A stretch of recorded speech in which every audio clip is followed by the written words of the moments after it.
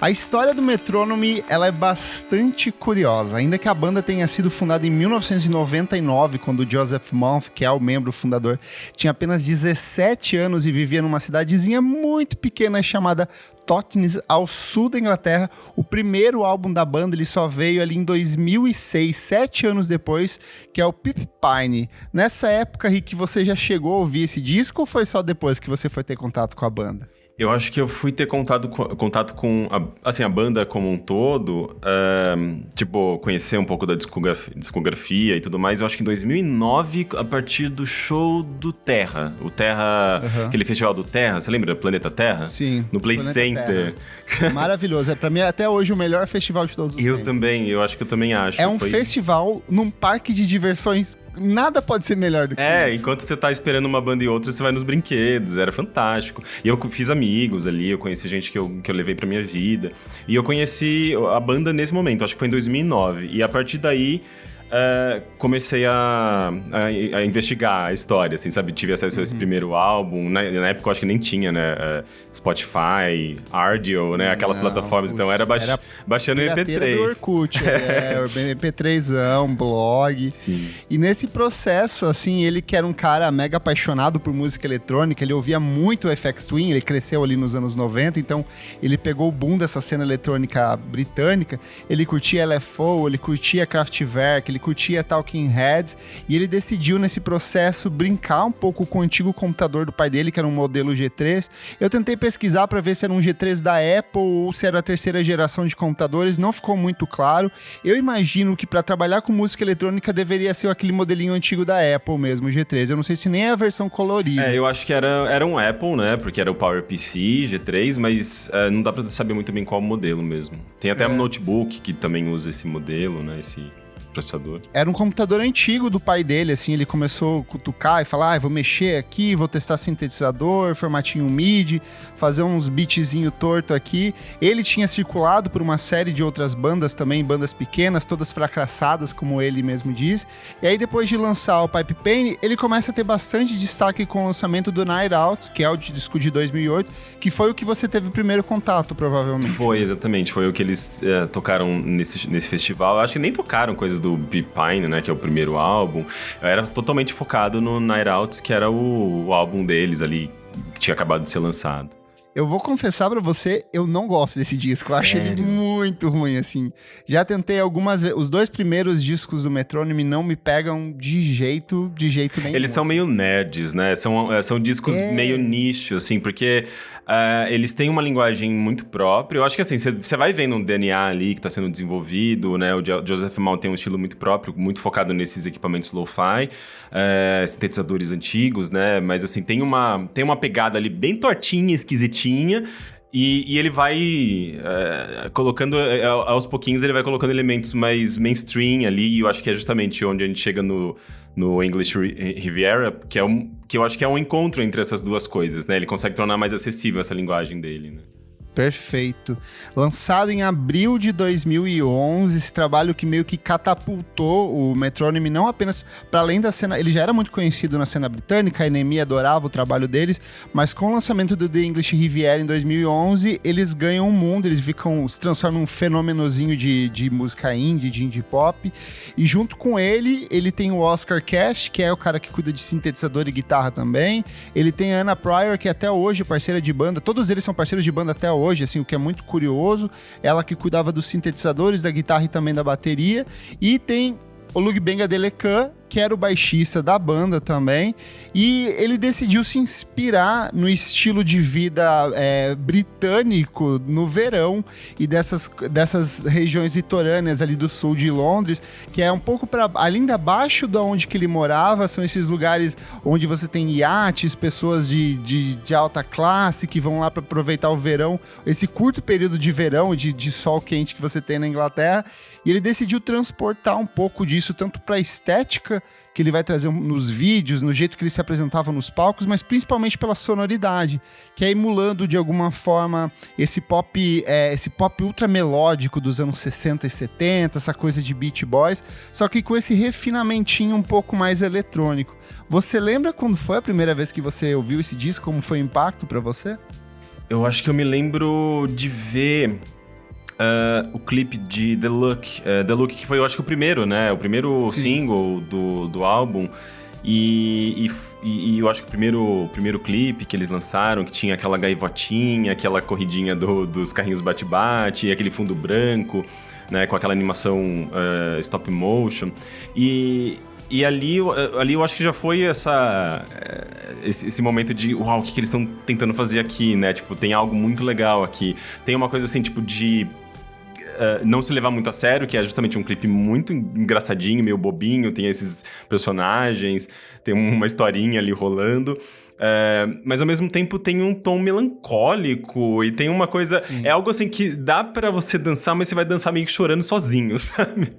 É um sentimento nostálgico, né? Porque eu acho que ele transita por tantas coisas, por tantas décadas diferentes, que eu acho que te dá uma sensação, assim... É uma tristeza, mas é uma tristezinha gostosa de ouvir esse disco, sabe? Sim. Eu acho que foi um ótimo single, assim, que eles trouxeram, porque eu acho que essa música, eu acho que inclusive é a minha música favorita do álbum, The Look. Ela tem esse sentimento, né, de nostalgia, e a música é meio que sobre... você crescer nessa cidade, as pessoas se sentem, esses jovens, eles se sentem meio que presos a essa cidade, e tem um sentimento meio de falta de perspectiva até, né? Mas ao mesmo tempo eles estão ali vivendo, aprendendo, tendo essas experiências com os amigos, né? Então uma coisa, é uma melancolia, mas tem uma rebeldia juvenil associada a tudo isso, né? Eu acho essa música muito bonita, assim, e tem esses synths bem brilhantes, né? Aquela melodia, quando vem aquela ponte com aquele synth bem oitentista, que ao mesmo tempo não... É oitentista, mas não soa aquele... Não é caricato. Eu acho que essa eu acho a graça pra mim do English Riviera é isso. O como eles conseguiram pegar referências dos mais variados campos da música, uma coisa que vai desde o pop litorâneo dos anos 60, Kraftwerk nos anos 80, Aphex Twin nos anos 90, só que ele amarra tudo isso de um jeito que é muito próprio do Metronome, que é uma identidade, é um pop muito minimalista, muito sutil, com a linha de baixo sempre muito destacada. E eu acho que o encaixe das palavras, a forma como ele trabalha as melodias, você ouve esse disco uma vez e você sai com ele inteiro na sua cabeça, no sentido de, tipo, você vai cantarolar várias dessas músicas, dessas melodias que eles vão apresentando. Cara, inclusive essa melodia que ela entra nessa parte final da música, né, que é o momento em que não tem vocal, só tem essa melodia super destacada, esse synth bem brilhante, bem agudo até. É um negócio que fica na sua cabeça. É tipo melodia de videogame, sabe? Ela marca, ela gruda. E quando eu fui em 3 shows deles, as pessoas cantam esse trecho. Sim. Ela não tem vocal, mas ela fica... Acontece muito quando toca The Bay, e aí no final fica só o baixo, né? Aquele... E a galera faz com a boca o barulho do baixo. Eu acho fantástico, assim.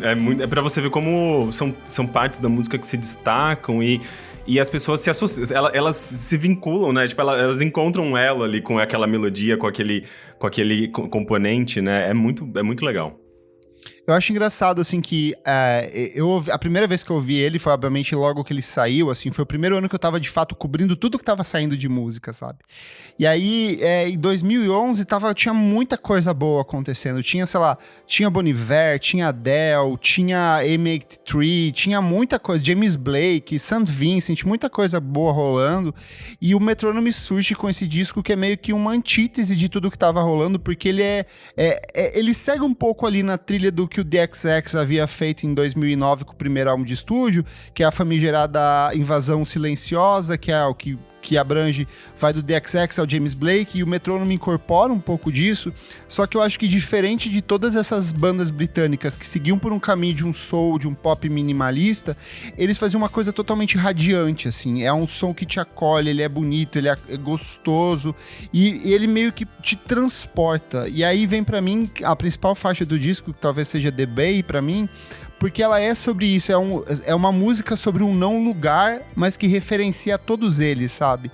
Então essa capacidade da banda em criar imagens, sons e conexões sensoriais com a gente é o que me encanta. Toda vez que eu vou ouvir esse disco, e eu ouço muito esse disco, porque ele é um disco que você deixa no Spotify e ele funciona em qualquer ocasião, é o quanto ele vai crescendo e ele encolhe, e ele se apresenta, ele se revela e revela novas camadas pra mim, sabe? Eu acho um trabalho muito fantástico e muito simples se você for ver a estrutura dele, né? Pois é, e é interessante ver justamente esse DNA, né, do Joseph Mount ali, como foi tudo muito trabalhado ali. Você tem algumas músicas desse álbum que lembram bastante as músicas dos álbuns anteriores. Eu acho que a Loving Arm, por exemplo, que é uma 100% eletrônica, super lo-fi, super nerdinha, assim, tipo, é meio que... Tem o final vira, tipo, parece um forrozinho meio FX Twin, assim, sabe? Tem um triângulozinho de fundo. E daí, só que ao mesmo tempo você tem toda essa camada nova, assim, que vai mais pro pop, até pegando um pouco daquele rock indie da época, dos anos 2000. E tudo isso amarrado de uma maneira que... Eu acho que amarrado de uma maneira... Não que os outros álbuns não tivessem essa coesão, mas esse álbum ele tem uma coesão e ao mesmo tempo ele vai pra várias direções, só que tudo se encaixa perfeitamente de alguma maneira, né? Mesmo essas músicas que fogem um pouco desse clima mais praiano, né? Mais de veraneio, assim, que ele tá buscando. Tem aquela... Como que é? Eu acho que é She Wants... que pra mim é música de filme de terror, assim. É uma música muito sombria, ela tem um baixo, assim, bem pesadão. Parece que, tipo, um assassino tá chegando pra matar sua vítima numa festa, sabe? Mas, assim, de alguma maneira tá se encaixando dentro daquele clima que ele tá buscando, dentro daquela ironia, daquela coisa meio de não se levar a sério. É muito rico, sabe? Tipo, você consegue identificar muitos sentimentos, muitas sensações nesse álbum. Eu acho que muito disso vem do fato de que o Mount trabalhou numa estrutura em que as músicas existem pelo tempo que elas precisam existir. Então, assim, são músicas mais longas, elas não têm o imediatismo de uma música de single, de 2, 3 minutos e acabou.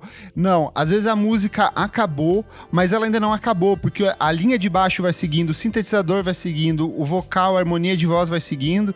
Então, dá uma sensação de que é uma obra viva, e aí muito disso vem porque ele vai dando um fade out no final de cada canção e já vai emendando na outra, sabe? Então é muito difícil você escapar desse disco. Você precisa, ele é de uma certa forma um disco que você funciona se você ouvir o single separadamente, perfeitamente, mas eu acho que ele é um disco que cresce muito quando você começa ali do som dos arranjos de corda e as gaivotas com aquela captação de campo, assim, do litoral, e aí vai seguindo a linha de baixo, a batida, a parte mais dançante até o final, tem toda uma historinha que ele tá te contando ali desse lugar mágico que remota muito as vivências dele da infância e da adolescência nesse litoral britânico, né? Não, total. E eu acho que justamente parece muito relacionado, assim, a esse momento. Eu acho que é um álbum meio juvenil até, sabe? Ele tem essas cenas, assim, de momentos com os amigos, de festas, de desencantos amorosos, né? É uma coisa bem... Você tá crescendo nesse espaço e você tem suas limitações e... eu acho que é bem por aí mesmo que ele tá construindo, né, esse cenário. Além de The Look, quais são as suas musiquinhas favoritas desse álbum incrível? Deixa eu ver, The Look é uma das minhas favoritas, eu acho que é a minha favorita, né?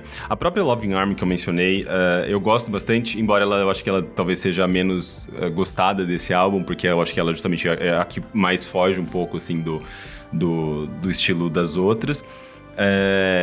É que eu gosto muito de música de computador, assim, sabe? Você pegar um sintetizadorzão ou mesmo um computador antigo com uma placa de Lib, Sound Blaster, sabe?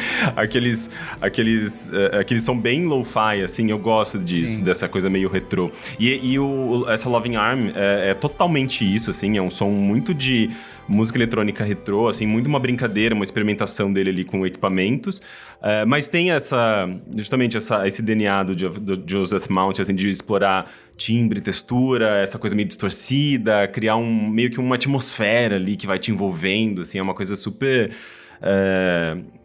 eu acho super... Ela é minimalista, mas tem muitos componentes, tem muitos sonzinhos, né? E ela vai te envolvendo. Eu gosto muito dela também. Uma que eu gosto bastante, até coloquei aqui, é o Some Writing, porque ela, pra mim, ela é justamente isso que você falou, dele fazer pequenos estudos de várias coisas diferentes dentro de uma única música só e ficar coeso. Porque ela tem uma basezinha de sintetizador que ora evoca o Plantasia, que é um dos meus discos favoritos da vida, ora vai apontar pra trilha do Zelda Ocarina of Time, aqueles sintetizadorzinhos que parece que tá começando o dia, assim, uma coisa, um som matutino, um som bem levinho. Como uma flauta, alguma coisa assim. Uma flauta, emulando outros instrumentos. Mas no fundo dela, na percussão, você tem uma base de bossa nova, de samba ali, e uma percussão super destacada, porque o Monty, antes de tudo, ele é baterista, assim, ele é o principal multi-instrumentista da banda, ele toca praticamente tudo, os outros membros são muito mais apoio nos palcos do que de fato em estúdio, principalmente nesse disco, mas ele vai encaixando esses elementos, e a batida é um ponto crucial dentro desse disco, porque se entra uma batida um pouco mais forte, ela quebra totalmente o clima dele, sabe? Então esse cuidado dele de saber qual a medida exata de cada instrumento dentro de cada faixa, isso é tão bonito e é tão difícil de encontrar, sabe? Porque ele poderia muito bem cair num exagero que pra mim é o que talvez tenha acontecido nesses últimos discos dele, de tentar fazer uma coisa muito lá em cima e que talvez destoe do próprio timbre de voz dele, do jeito que ele canta e das coisas que ele busca cantar também. Uhum. Essa música, eu gosto dela, eu acho ela muito bonita, especialmente a primeira parte, mas eu não gosto muito da segunda parte, porque ela tem justamente essa quebra, né? Ela começa muito doce e tudo mais, e de repente ela começa a ganhar umas camadas e começa a virar caótica, assim, ela termina intencionalmente caótica. E por mais que eu ame isso, nessa música eu não sei se eu gosto tanto, porque ela tem que instrumento que é aquele? É um instrumento de sopro que parece um apito que quando que você sopra, ele faz um barulho muito irritante. Muito irritante. E eu não sei se é sintetizado ou se é de fato esse instrumento que ele usa, mas é um barulho muito... É um barulho meio... Não sei, assim, caótico mesmo. Acho que justamente complementa, né, esse cenário que ele cria ali, tipo, esse caos. Mas não sei, assim, e ela é longa, né? Ela tem uns 6 minutos, essa música. Eu amo justamente por isso, assim. É tipo 3 minutos de caos, pelo menos, sabe? O final é totalmente isso, assim, uma piração louca, ele testando ritmos. Eu acho que é o tipo de música que parece pensado para as apresentações ao vivo, sabe? Aquele momento em que a banda... Pronto, galera, vamos pirar todo mundo aqui. Uhum. Então eu gosto bastante. Mas os singles são todos singles muito bons, sabe? Everything Goes My Way é uma música que até hoje funciona muito bem na pista. The Look funciona bem na pista. The Bay salva qualquer festinha. Se você estiver tocando assim, ela encaixa de qualquer forma e ela vai muito bem. O que eu acho curioso da The Bay é que, embora ela tenha essa coisa mais dançante, ela é super gostosa, mas ela também é uma música meio nerd, assim, também. Ela começa já com os blip-blops ali, né, os barulhinhos, e ela tem uma melodia meio torta, meio lo-fi, assim, tipo, ela não é tão convencional. E mesmo assim, ela estourou completamente, né? As pessoas amam essa música, isso eu acho bem curioso. Vale falar que esse disco ele lança em 2011, é um ano que tá tendo uma transição desse indie pro pop, assim, a gente tem o surgimento do Foster the People, que é uma banda que vira um fenômeno global por conta do Pump It Up Kids. Você vai ter também Tudor Cinema Club um ano antes, que lota estádios, lota shows, tá em todos os festivais do mundo. A gente tem The Vaccines também se apresentando nessa época. Então esse ponto de transição entre o indie e o pop, ele tava muito latente nessa época, e o Metrônomo surge exatamente nessa época com esse disco, sabe? Uhum. Então ele é muito abraçado, principalmente aqui no Brasil. Eu acho muito curioso essas bandas que são grandes lá fora, mas que aqui no Brasil elas têm uma legião de público que adora muito eles. E eu acho que eu já fui em 2 shows, um foi no Cine Joia. Eles tocaram no Lollapalooza? Eu não lembro. Eu fui em 3 shows deles que eu me lembro. Foi esse do Terra, daí eu acho que talvez tenha sido um Lollapalooza, e depois eles fizeram uns pocket shows, que eu lembro que eu fui num show deles no Beco, na Augusta, sabe? Verdade. Tipo, show pequenininho, assim, que você pode ficar 1 metro de distância, sabe? E depois, eu acho que o último show que eu fui deles foi em 2019, no final de 2019, no Áudio. Verdade, eu acho que foi aí que eu vi também. E é curioso, eles são, tipo, super queridos aqui, o público adora, o público canta todas as músicas, tipo, sempre apresentações lotadas. Acho curioso como eles se transformaram nesse fenômeno cultural aqui no Brasil, sabe? Fico feliz, assim, por eles. E lá fora também, eles repercutem sempre muito em praticamente todos esses grandes festivais de música. Uhum. Eu também sempre percebi isso. Isso mesmo que eu também tava mencionando, né? Tipo, das pessoas... elas cantam a melodia, né? Tipo, você vê isso muito forte aqui no público brasileiro, sabe? Eu ficava até meio com vergonha, porque eu achava muito esquisito, sabe? As pessoas cantando melodia como se fosse melodia de videogame, sabe? Turururururu. E daí eu ficava, caramba, que coisa engraçada, mas todo mundo tá fazendo isso, sabe? As pessoas realmente amam. E olha, o disco foi um sucesso de público e também de crítica. Só voltando aqui para as listas de melhores do ano de 2011, ele ficou em segundo lugar na lista da NME, ele ficou em sexto na da BBC e sétimo do Guardian, e um ano que a gente teve muito lançamento britânico, importante que normalmente eu roubo essas cenas. Então a gente teve um ano que teve Adele, teve Radiohead, teve PJ Harvey, e o Metronome mesmo assim conseguiu se consagrar e assumir uma posição de destaque nessas listas todas. E eu acho que o mais impactante, e eu não sei se é impactante ou é uma maldição, mas o quanto os trabalhos seguintes do Metronome, eles continuam muito ancorados nesse conceito, sabe? Eu acho que é até estranho ouvir e não esperar, mas assim, é limitante pra banda continuar muito presa, sabe? E aí você pega tanto Love Letters de 2014 quanto Summer Awaits de 2016, os dois têm estruturas muito similares, o mesmo jogo de sintetizadores, as mesmas harmonias de vozes. E aí, você acha que funciona pra você? Você continua gostando ou continua o The English Riviera seu favorito? Eu acho que o English Riviera é meu favorito. Nights Out, que você não gosta, talvez seja o meu segundo favorito, porque eu justamente adoro essa coisinha torta e esquisitinha que eles fazem ali. Tem bastante dessas brincadeiras, dessas experimentações do Joseph Mount. E talvez esses outros dois, né, que vem depois do English Riviera, né, eu acho que são... Eu acho que são álbuns bons, mas eu colocaria atrás desses dois. Até porque, justamente, como você mencionou, né, ele segue meio que a mesma estrutura e começa a encontrar alguns pontos ali dentro desse campo que eles já descobriram e se fixaram ali, né, no English Riviera, que é essa coisa de pegar essas referências dos anos 70, dos anos 80 e trabalhar e dar uns enfoques. E eu sinto que esses álbuns são exatamente isso, né? O Love Letters, eu acho que eu sinto uma pegada mais setentista, o Summer... O Love Letters, ele é até mais orgânico, assim, tem muito de guitarra tocada, então... A bateria é menos bateria eletrônica, mais bateria de verdade, então é outra pegada, assim. Ainda que preserve um pouco muito da essência, né? E o Summer, ele tem uma coisa mais disco, né? Ele tem uma coisa ali bem... Eu também acho meio anos 70, anos 80, mas ele é até mais minimalista, eu acho, até, né? Ele tira muito elemento, tem umas músicas longas que são baseadas basicamente em repetição, assim, com poucos elementos. Tem ali participação também da Robin. Eu acho que tem coisas muito legais em ambos os álbuns, mas eles não brilham, eles não se destacam tanto quanto o English Riviera, sem dúvida. E o último, acho que menos ainda, né? Talvez seja... O último é outra coisa. Assim. O que eu menos gostei. Eu não acho, assim, que seja um álbum ruim, mas a gente tá comparando com o English Riviera, que eu acho que é um dos melhores álbuns da década passada. Então, década passada dessa década, né? Não, da década passada, cacete. Passada. Olha, louca, viajando no tempo. Perdida no tempo. É Bolsonaro, gente, é quarentena, a gente esquece tudo.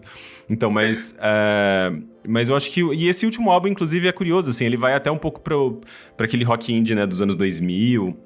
Ele parece que ele se perde um pouco ali, né, justamente nessas referências. Tem um monte de coisa, tem umas experimentações eletrônicas e umas faixas, algumas é uns R&B, é bem maluco mesmo. Mas, de fato, o English Riviera é o mais coeso de todos. E aí, já que você falou de Robin, é interessante notar como o Joseph Mount, por conta dessa estética e dessa sonoridade que ele constrói com o Metronome no The English Riviera, ele acabou se transformando em um personagem bem requisitado dentro da produção britânica. Então ele vai trabalhar com a Robin no último álbum de estúdio dela, que é o Honey, que eu sou apaixonadíssimo. É maravilhoso. É maravilhoso, e é maravilhoso porque ele traz muito desses elementos, sabe? Dessas bases de sintetizadores bem longas, batida espaçada, músicas que elas sobrevivem pelo tempo que elas precisam sobreviver, sem necessidade de ser comercial ou não.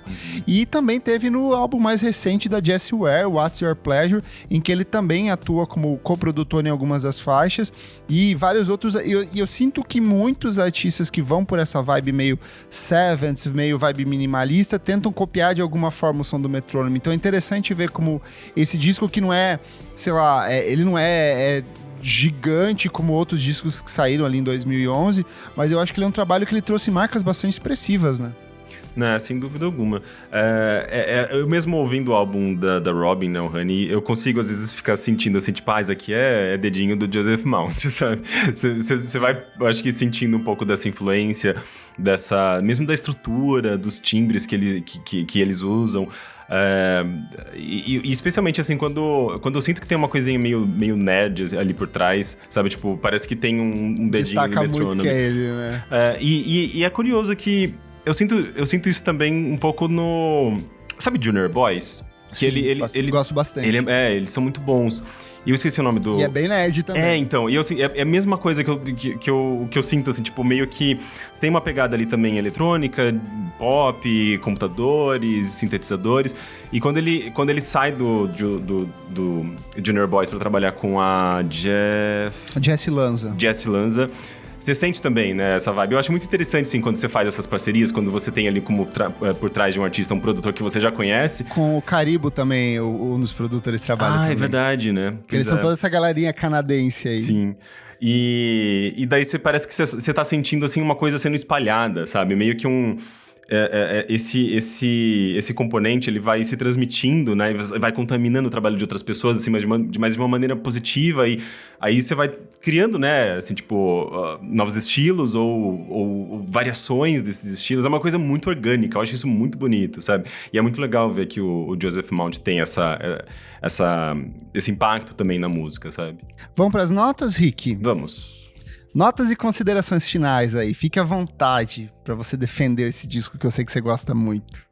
Cara, eu sou muito ruim de dar nota, assim, porque a gente lá no Overloader, a gente não dá nota nem pra jogo, assim, tipo, a gente não gosta de notas. Mas, na verdade, eu nunca entendi, assim, essa briga. Tipo, do pessoal de games detesta nota, mas na música é super comum e tá todo mundo de boas. É super comum. E se não der nota, meu Deus do céu, a audiência vai lá embaixo. Pois é, eu nunca entendi muito bem, mas eu sou favorável à nota. Cara, eu não sei dos seus critérios, eu sei que você é muito exigente. Eu não sei qual que é a sua nota, mas eu acho que eu daria um 9 pro English Riviera, porque eu acho que justamente eles... É o momento de amadurecimento do Joseph Mount, assim, enquanto músico, já com, sei lá, uma década ali, pelo menos, sabe? Tipo, de experimentações e desenvolvimento, mas é um momento em que ele consegue encontrar um estilo próprio ele já tinha, eu acho, sabe? Já tem uma coisa muito forte, uma identidade muito forte no trabalho dele. E, obviamente, você tem ali a banda, né? Você tem a entrada da Anna Pryor, do resto da banda, né? Tipo, dos integrantes. Já compondo eu acho que todo mundo dá meio que um input ali e essa conjunção, né, dessas personalidades, desses músicos com a mentalidade ali do Joseph Mount, né, tipo, guiando e dando essa base, você cria uma coisa muito gostosa, assim, esse álbum é muito gostoso de ouvir. Eu ouço ele há, sei lá, 10 anos, né, que ele fez 10 anos recentemente. E parece que é a primeira vez que eu ouço, sabe? Eu me arrepio ouvindo ele, assim. Ele é bonito, ele é gostoso, ele é dançante, ele é melancólico, mas ele também é divertido. Ele também ele tem esses momentos que ele não se leva a sério, ele é meio caótico. Ele tem muitos sabores, né? E então, quando você ouve ele de novo, parece que você tá redescobrindo, né, essas coisas. Ou é igual aqueles filmes bem complexos que você vê uma segunda vez e você percebe coisas que você não tinha percebido antes. Sim. Eu sinto que o English Riviera tem um pouco disso. E apesar de tudo isso, ele é super acessível, né? É um álbum que como você mencionou, você ouve uma vez e você sai cantando. Você consegue captar ele logo de cara, assim. E olha que coisa louca, né? Tipo, é tão difícil, eu acho que você ter essas duas coisas. Tipo, um álbum da Björk, sabe? Um álbum mais recente, assim. Eles são muito cabeçudos. É muito difícil de você gostar logo de cara. Você tem que ouvir 2, 3, 4 vezes pra você começar a reparar, entender e sacar e tudo mais. E é um desses álbuns, eu acho que também que você vai... absorvendo coisas diferentes conforme você ouve. E o English Riviera, eu acho que ele tem essas duas qualidades, sendo que ele é super fácil. É um álbum acessível, é um álbum gostoso, assim, logo de cara. E eu acho que é uma conquista, assim, que eles conseguiram, né? Alcançar com esse álbum, assim, de sonoridade, em termos de estilo. Tanto é que é um álbum que eu acho que eu mesmo, assim, eu nunca vi ninguém reclamar desse álbum. Ou falar, nossa, eu odeio The Look, eu odeio The Bay. As pessoas ouvem essas músicas. Todo mundo gosta. Todo mundo gosta. E é o tipo de música que já tocou, sei lá, tantas vezes. Tipo, sei lá, pega aquelas músicas do primeiro álbum do MGMT. Eu meio que não aguento mais, assim. Eu gosto daquele álbum. Eu acho aquele álbum muito bom e eu acho que é uma banda boa. Mas é meio que uma daquelas músicas que... saturaram, sabe? Eu não aguento mais aquelas músicas. E já no English Riviera, eu tenho outro sentimento, sabe? Tipo, tocou, que legal, tô tocando English Riviera. Não vem aquele sentimento de cansaço, sabe? Então eu gosto demais, eu acho fantástico esse álbum, acho que é o melhor álbum que eles já fizeram e acho legal, assim, fazer essa revisitação, né, e esse lembrar dessa, sabe, tipo, do impacto que ele causou nessa década, é um álbum muito foda. Eu gosto muito porque ele é um disco equilibrado, ele é um disco que ele traz muito de técnica, porque ele é um disco muito bem tocado, muito bem produzido, todos os instrumentos estão na medida certa, mas ele é um disco de sentimento. Ele é um disco de uma linguagem muito universal. E eu acho que é por isso que o público gostou tanto, por isso que eu gosto tanto dele, por isso que eu revisito ele tanto ao longo dessa última década. Ele é um disco muito simples, mas às vezes o simples é muito difícil de você fazer, de você conquistar, sabe? É muito fácil você jogar 1000 arranjos de corda, quebra e batida torta, e piração, experimentação dentro de estúdio, e às vezes o limar esse excesso e deixar só o básico, só aquilo que se conecta com o público é um processo muito complexo. E eu acho que o Joseph Mount faz isso de um jeito brilhante nesse disco. Assim, é um trabalho muito sensível, muito bonito, muito pop, muito gostoso.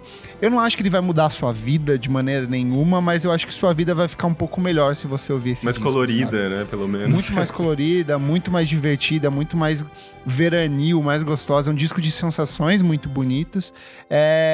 Porém, por conhecer muito do que ele gosta, do que ele consome, principalmente o Radiohead, Aphex Twin e Kraftwerk, eu sinto que em algumas músicas eu pesco coisas que eu falo, isso aqui você está copiando, sabe? Sério? Então, nesse nível, assim? Eu consigo perceber muitos dos sintetizadores, ele emula muito Kraftwerk, assim, principalmente a fase final, mais anos 80 ali, do Computer Music.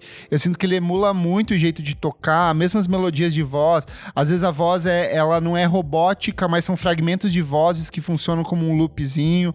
Então, me tira um pouco a atenção, sabe, nesse sentido.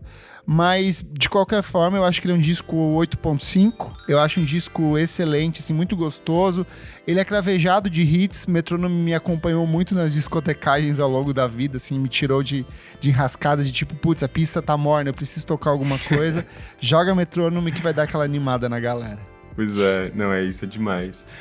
E é engraçado, né, que mesmo essas músicas, tipo a She Wants, que eu mencionei, né, que parece um filme de terror, mas também, tipo, dá pra dançar isso, né? Tem mesmo as músicas menos dançantes, elas também são dançantes, né? Ainda que não me arriscaria tanto em colocar algumas na pista, que tem umas, assim, que é dançante, mas é pra você dançar sozinho na sua casa, porque é meio esquisitinha, né?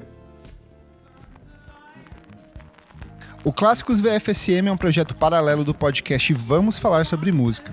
Apoie a gente em padrim.com.br/podcast VFSM para ter acesso a esse e outros programas com muita antecedência. Aproveite e segue a gente na sua plataforma de streaming favorita e não esquece de seguir a gente nas nossas redes sociais, @podcast VFSM em todas elas. Eu sou @Kleberfak no Twitter e no Instagram. Bem, lá no Twitter você me encontra como Rique Sampaio, no Instagram também, mas eu uso mais Twitter. Tenho que abrir minha conta no TikTok. Vamos ver o que acontece. Não vou fazer dancinha, não prometo não. E lá você encontra bastante, sei lá, eu geralmente cubro games, tecnologia, xingo Bolsonaro, coisas bem comuns. Mas ultimamente eu tenho me dedicado bastante ao Primeiro Contato, que é o podcast que eu estou lançando atualmente. É um podcast documental sobre a chegada dos computadores nos lares dos brasileiros entre as décadas de 1980 e 1990, 2000. Na verdade, um podcast sobre esse primeiro contato do brasileiro com computadores, né? E daí com os softwares da época, com especialmente jogos, aqueles CD-ROMs multimídia, CD-ROMs interativos, né? É uma coisa meio nostálgica, assim, né? As pessoas, elas vão com essa sede de nostalgia, mas na verdade elas se deparam com bastante política, porque quando a gente fala de mercado de games e tecnologia nos anos 80, A gente tá falando também de crise econômica, a gente tá falando de reserva de mercado, a gente tá falando de uma série de questões da entrada da implantação do liberalismo aqui no Brasil, né? O Collor. Então, assim, uma série de questões bem complicadas e que permeiam essa história, né? Então, eu faço todo esse trabalho de contextualização mesmo. Não é só um trabalho de, vamos valorizar a história do videogame e falar do jogo tal. Não, assim, tipo, é uma coisa muito mais voltada ao nosso cenário brasileiro e como esse mercado, essa história começa, as raízes dessa nossa história, com os nossos personagens brasileiros, com as nossas perspectivas, dentro do nosso contexto brasileiro caótico e desesperador dos anos 80, e que melhora um pouco nos anos 90, porém, quando a gente também já deixou passar um monte de coisa, né? Toda aquele cenário de agendas perdidas. Então é um podcast que eu acho que, assim, mistura história, tecnologia, games e, sei lá, histórias divertidas e interessantes também de bastidores desse cenário ali. Ele está sendo publicado no B9, que é o nosso parceiro, né? Eles estão fazendo toda a parte de pós-produção. E também está sendo publicado no Overloader, que é o meu site. E serão 12 episódios, sendo que depois não, né? Na verdade, entre esses episódios, a gente vai publicar também alguns episódios extras com histórias dos ouvintes, do público, sobre justamente esse primeiro contato com computadores e games e tal. Muito obrigado pela sua audiência. Até mais. Tchau. Tchau, tchau.